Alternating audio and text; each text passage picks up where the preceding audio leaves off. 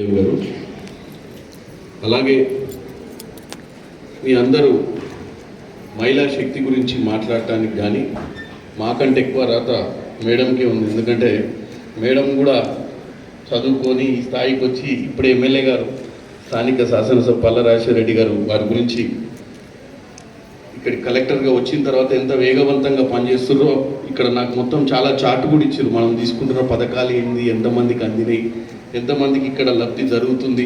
ఎందుకంటే జయదేవ్ గారు కూడా చాలా క్లియర్గా చెప్పారు ఈ యొక్క పథకాల గురించి. అలాగే ఇక్కడ ఉన్నటువంటి ఆర్డీఓ గారు సదానందం గారు, అలాగే ఇక్కడికి వచ్చినటువంటి తహసీల్దారులు, 4 మండలాలకు సంబంధించినటువంటి తహసీల్దారులకు, ఇక్కడ పిఎస్సి చైర్మన్లు మెరుగు కృష్ణ గారు, తిరుపతి రెడ్డి గారు, అలాగే కింద కూడా చాలామంది నాయకులు కూర్చొని ఉన్నారు అన్ని పార్టీల నుంచి. ఇక్కడ ఒక మంచి కార్యక్రమానికి వచ్చినాం. నేను మా ఎమ్మెల్యే గారు ఇద్దరం కూడా పొద్దు నుంచి అదే మాట్లాడుకుంటున్నాం. రాజకీయాలు అనేది ఎలక్షన్లప్పుడు చేసుకుంటాం, తర్వాత ప్రజల సమస్యల్ని పరిష్కరిస్తేనే ప్రజలు మనల్ని ఎందుకు దీవిస్తారు అనేది ఒక ఆలోచనతో ముందుకు. ఎందుకంటే ఈరోజు చాలా విషయాలు ఇక్కడ చర్చకు వచ్చినాయి. ఎందుకంటే ముందు మీరు క్షమించాలి, మమ్మల్ని బాగా ఆలస్యమై ఉంటుంది మీకు. ఎందుకంటే మీరు ఎప్పుడో ఇక్కడ వచ్చి కూర్చొని ఉంటారు, మేము అనుకోకుండా కార్యక్రమాలు చాలా చేసుకుంటూ వస్తున్నాం. మేడం కూడా ఈరోజు చాలా దిక్కులో ఇదే కార్యక్రమాలు చేసుకుంటూ, మంత్రి గారు కూడా వచ్చిండే వివేక్ గారు, అక్కడ కార్యక్రమాలు చేసి ఇక్కడికి రావడం వల్ల మేడం గారికైనా మాకైనా ఆలస్యం జరిగింది. ముందు మీరు క్షమించాలి. ఎందుకంటే ఇప్పుడే మేడం చెప్పింది, మహిళా శక్తివంతులు మీరు, మీకు చాలా బాధ్యతలు. మాకేముండదు, మేము ఇంటికి వేసరికి ఇంత బువ్వ వండి పెడతారు, తిని పండుకుంటాం.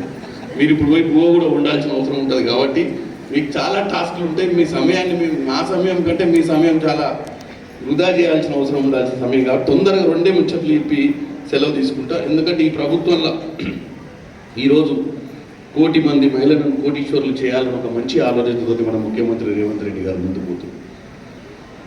స్వయం సహాయ సంఘాలు, మీరు మహిళా సంఘాలు, మీరు ఏదైతే కార్యక్రమాలు చేసుకోవాలి, మీ కాళ్ళ మీద మీరు నిలబడాలి, ఎవరి మీద డిపెండ్ కావద్దు అన్న ఉద్దేశంతో మీకు ఎన్నో సదుపాయాలు అందించే విధంగా క్యాంటీన్లు కానీ, లేకపోతే టీ స్టాల్స్ కానీ, ఇప్పుడే మా మహిళలు కొంతమంది చెప్తున్నారు సెల్ఫ్ హెల్ప్, మీకు బస్సులు కూడా మీరు లోన్లు తీసుకొని బస్సులు లీజ్కి ఇచ్చే విధంగా, సోలార్ సిస్టమ్ని మీరు చేసుకునే విధంగా, అలాగే ఐకేపీ సెంటర్లలో కూడా దగ్గర మీరు ఈరోజు రైతుల దగ్గర ధాన్యం కొని కమిషన్ల ద్వారా కూడా మీరు ఈరోజు డబ్బులు సంపాదించుకునే విధంగా ముఖ్యమంత్రి రేవంత్ రెడ్డి గారు ఎన్నో స్కీములు.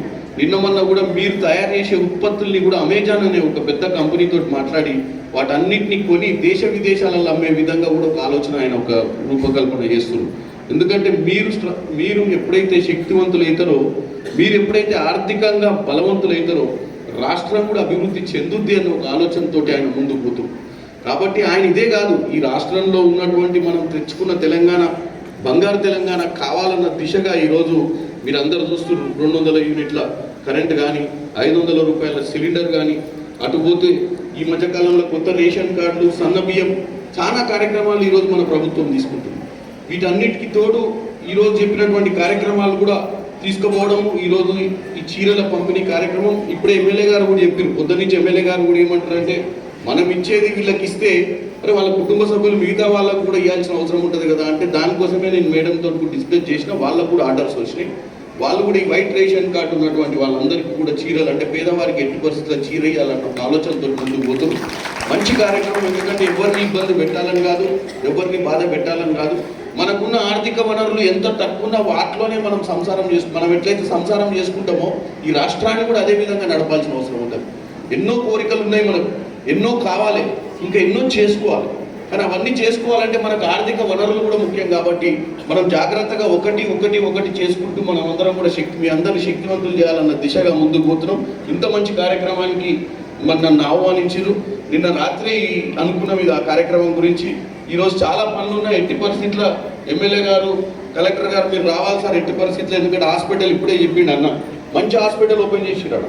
ఎందుకంటే మీకు కూడా దూరంగా పోకుండా ఇబ్బందులు కాకుండా ఉండాలని. అక్కడ ఈవెన్ డయాలసిస్, అంటే కిడ్నీ పేషెంట్లకు డయాలసిస్ కోసం మనం సిద్దిపేటకో ఎడుకో పోవాల్సి వస్తుందంటే అది కూడా కలెక్టర్ గారిని రిక్వెస్ట్ చేసిన నేను, మేడం ఎందుకంటే ఒక 5 మెషిన్స్ అన్నా మనం ఇవ్వగలిగితే డయాలసిస్ మెషిన్స్. ఇక్కడ ఉన్నటువంటి పెద్ద మనుషులు చాలామంది ట్రావెలింగ్ చేయలేరు కాబట్టి దూర ప్రాంతాలకు వాళ్ళకు సదుపాయాలు కల్పించాలని కోరుకున్నాం. ఇవన్నీ కూడా జరుగుతాయి.